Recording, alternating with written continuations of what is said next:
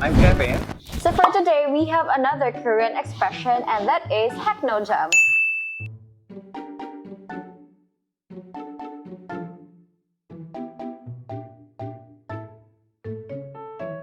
So Kevin, can you tell us the meaning of HackNoJam?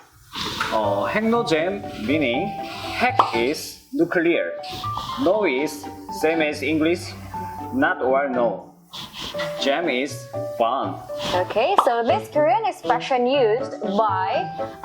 commonly used by young Korean people, and they are making fun of something which is not really funny. So let's try to watch the situation.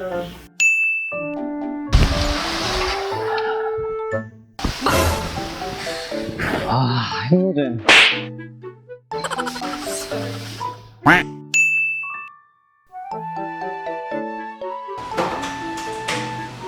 Hi, Angel.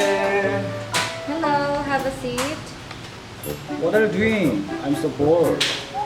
I'm just doing my homework in mathematics.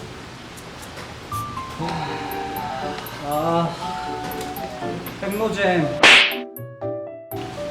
Me too.